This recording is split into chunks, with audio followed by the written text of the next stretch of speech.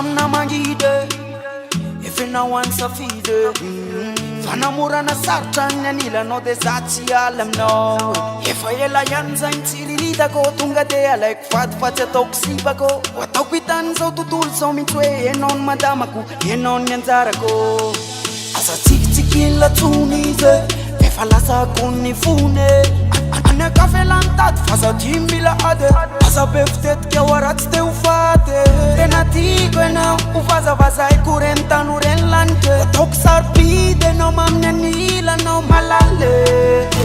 otsanan fitava kwana we fitava kwana we fitava kwana we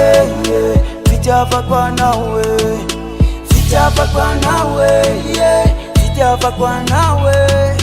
fitava kwana we fitava kwana we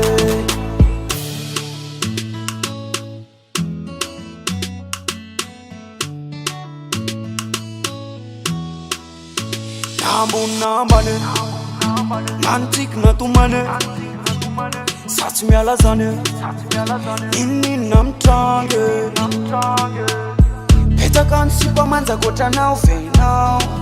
eno yanena onana onana tunga yanwa ila inandasa kwe atinyela sisapafate nonu mamenu npanga kwe fazavela efanu mekwa nonu vula naratakato efana fuko nota wazekele nanako tanga kuntanako otsanan fitava kwana we fitava kwana we fitava kwana we fitava kwana we fitava kwana we fitava kwana we fitava kwana we fitava kwana we otsanan fitava kwana we fitava kwana we fitava kwana we fitava kwana we fitava kwana we fitava kwana we fitava kwana we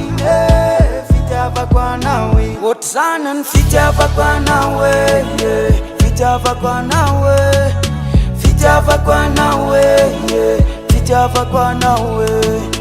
fitava kwana we fitava kwana we fitava kwana we fitava kwana we